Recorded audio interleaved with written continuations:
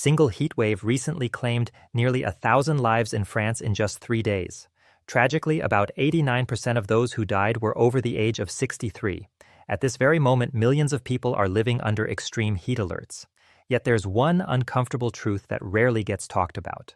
Most heat-related deaths don't happen to people working under the blazing sun. They happen inside their own homes. Many victims are simply sitting in a chair with a fan running just a few feet away, convinced they're perfectly safe because they're doing what they've done every summer for years. The problem is that after the age of 60, your body's natural ability to cool itself slowly begins to decline. It happens so gradually that most people never notice the change until it becomes dangerous. Heat isn't only a threat to athletes, construction workers, or people spending hours outdoors.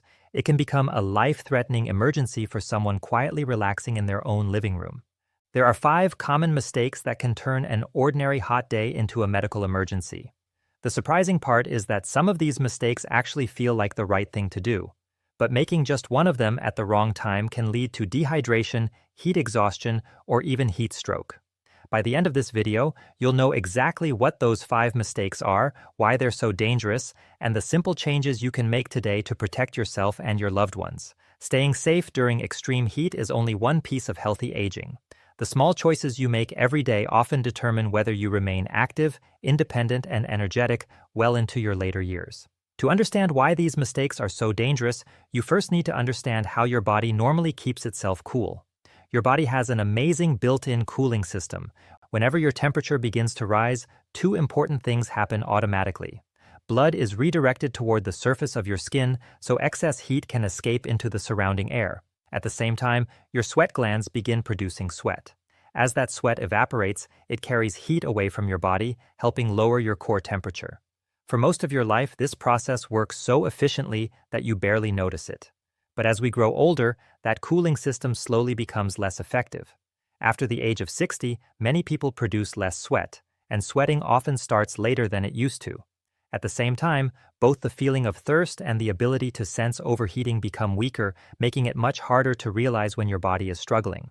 The heart also has to work harder to push blood toward the skin, especially for people living with high blood pressure or heart disease. These changes don't mean you're weak or unhealthy. They're simply natural biological changes that affect almost everyone with age. There's another important factor that determines how dangerous a hot day really is, and surprisingly, it isn't just the temperature, it's the humidity. Sweat only cools your body when it evaporates. When the air is already full of moisture, sweat can't evaporate properly. Instead, it stays on your skin or drips away without removing much heat.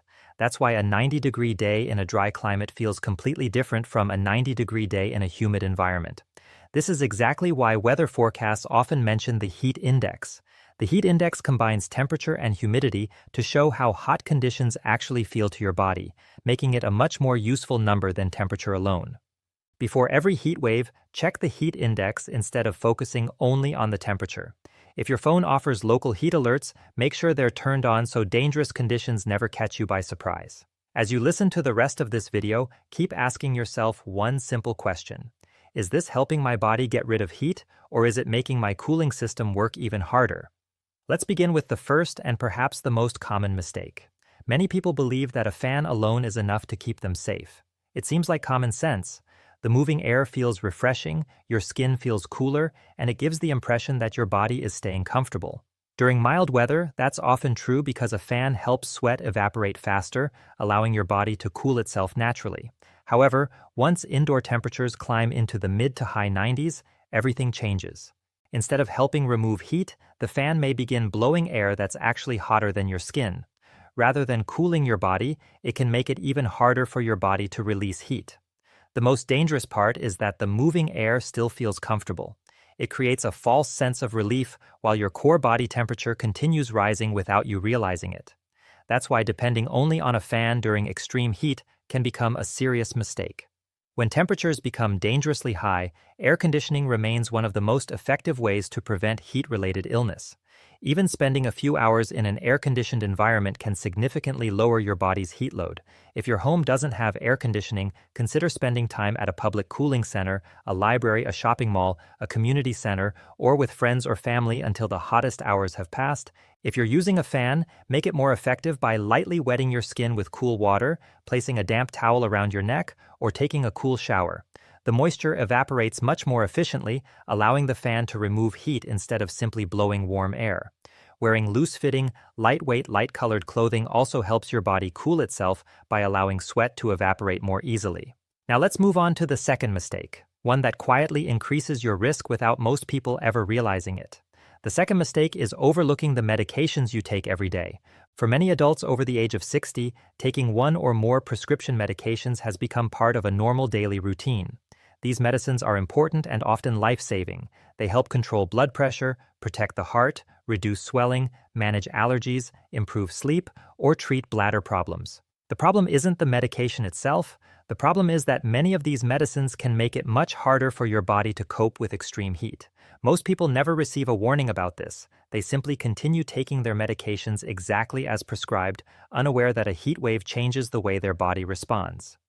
Think back to the cooling system we discussed earlier. Your body depends on enough water, healthy blood circulation, and normal sweating to keep your temperature under control. Certain medications quietly interfere with one or more of those natural defenses.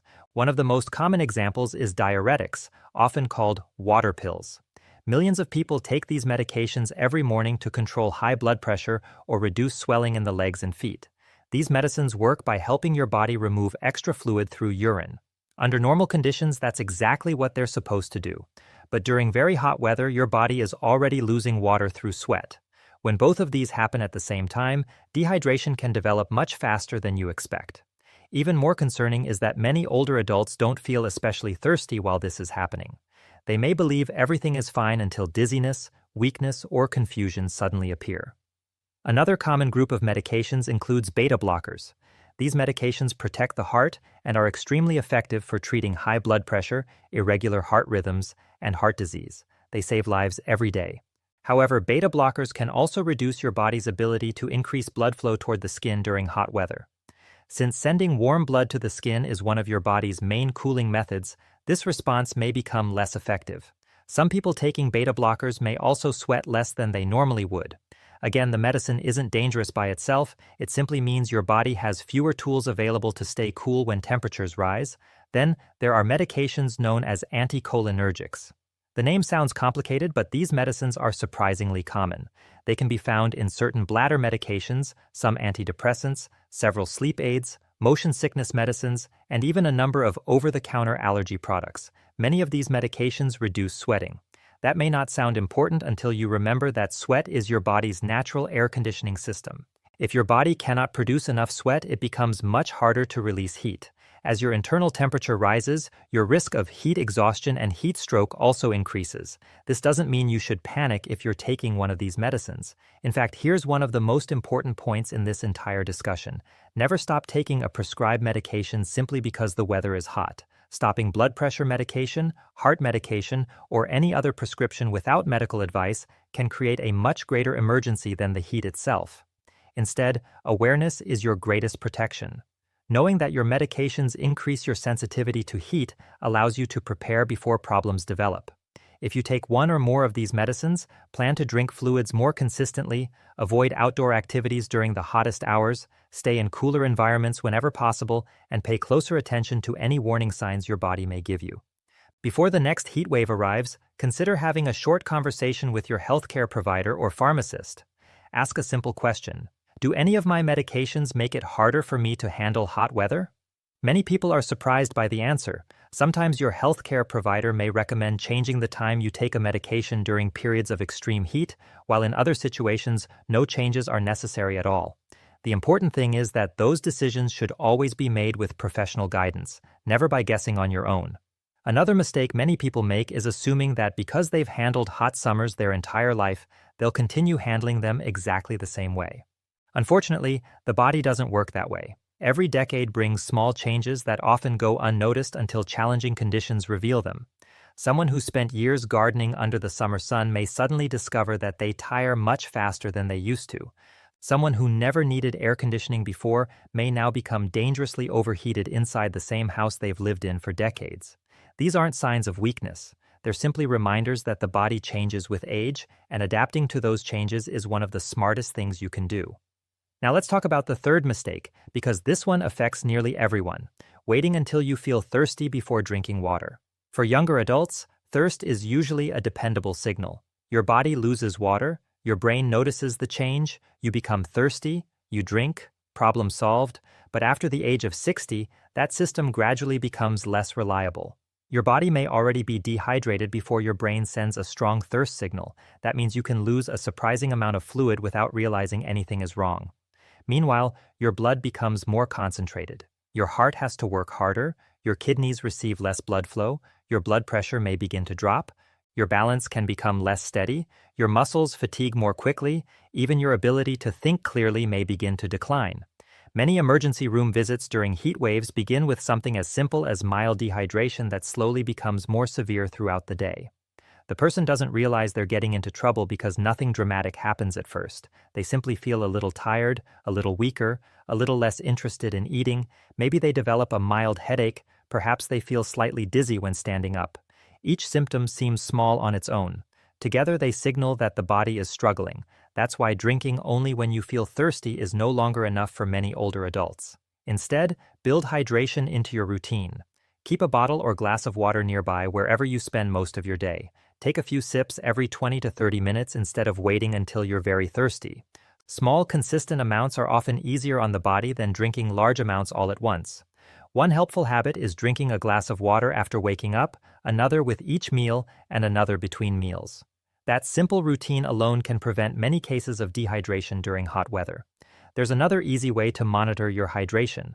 Pay attention to the color of your urine. Pale yellow usually suggests you're drinking enough fluids. Dark yellow or amber-colored urine often means your body needs more water. Of course, there are exceptions. Some people with advanced kidney disease or heart failure are instructed by their healthcare providers to limit how much fluid they drink. If you've been given a fluid restriction, always follow those instructions rather than general hydration advice.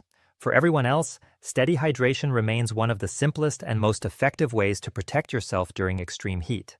If you've been sweating heavily for several hours, remember that you're losing more than just water.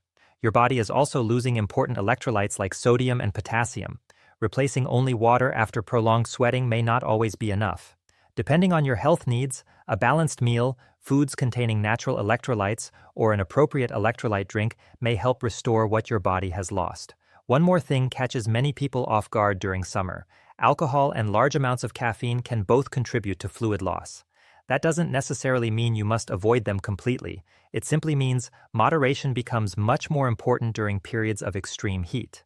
If you enjoy coffee, tea, or an occasional alcoholic drink, make sure you're also drinking enough water throughout the day to stay properly hydrated. Now, let's move on to the fourth mistake, one that silently places thousands of older adults in danger every single summer.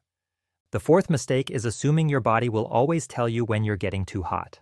That may sound reasonable, but as we age, our internal warning system becomes far less reliable than it once was.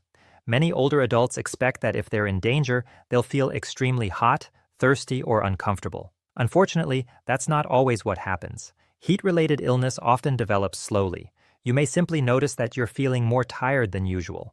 Perhaps you lose interest in eating, feel slightly lightheaded when standing up, or have trouble concentrating on a television program or a conversation. These symptoms are easy to dismiss as fatigue, poor sleep, or simply getting older. But in reality, your body may already be struggling to keep your temperature under control. This is one reason why heat-related emergencies often occur indoors. A home can gradually become warmer throughout the afternoon without anyone realizing just how dangerous the conditions have become. If the temperature rises a single degree every hour, you may adjust without noticing the change. By evening, the room may be hot enough to place significant stress on your heart and circulatory system. Instead of relying only on how you feel, rely on the environment around you. Keep an indoor thermometer where it's easy to see. Knowing the temperature inside your home can help you recognize when it's time to cool down, even if you still feel relatively comfortable. Simple changes around the house can also make a meaningful difference. Close blinds or curtains during the hottest part of the day to block direct sunlight. If possible, spend time in the coolest room of your home, especially during the afternoon. Heat naturally rises, so upper floors are often much warmer than lower levels. Whenever possible, schedule outdoor activities early in the morning or later in the evening when temperatures are lower. Even short periods in direct afternoon sun can place unnecessary strain on your body. If you live alone, don't underestimate the value of staying connected with others during periods of extreme heat. A daily phone call, text message, or visit from a family member, friend, or neighbor can make an enormous difference. Likewise, checking on someone else who may be older or living alone is one of the simplest acts of kindness you can offer. Sometimes the person experiencing heat illness doesn't realize they're becoming confused or disoriented. Another set of eyes may notice subtle changes long before the individual does. Now let's talk about the fifth and most important mistake of all. The fifth mistake is failing to recognize when heat exposure has become a medical emergency. Heat-related illness usually develops in stages. The first stage is often called heat exhaustion. At this point, the body is still trying to cool itself, but it's beginning to fall behind. Common warning signs include excessive sweating, unusual weakness, dizziness, muscle cramps, nausea, headache, and a rapid heartbeat. Some people also notice that they feel unusually tired or have difficulty concentrating. If these symptoms appear, act immediately. Move to a cooler location, loosen tight clothing, sip cool water if the person is fully awake and alert, and use cool, wet towels on the neck, under the arms, and anywhere else that helps lower body temperature.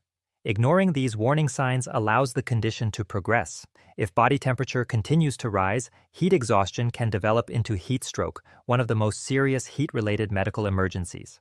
Heat stroke may cause confusion, unusual behavior, slurred speech, loss of coordination, fainting, or unconsciousness.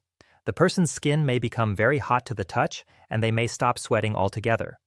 These symptoms require emergency medical attention without delay. While waiting for emergency responders, begin cooling the person using cool water, wet towels, or ice packs placed around the neck, armpits, and groin. If the person is confused, unconscious, or unable to swallow safely, avoid giving anything by mouth. Fast cooling can reduce the risk of permanent injury and may save a life. The most important message to remember is this: extreme heat is preventable. Understanding how your body changes with age, staying hydrated, using cooling strategies early, and recognizing warning signs before they become severe can dramatically reduce your risk. The goal isn't to fear hot weather, it's to respect it and prepare for it.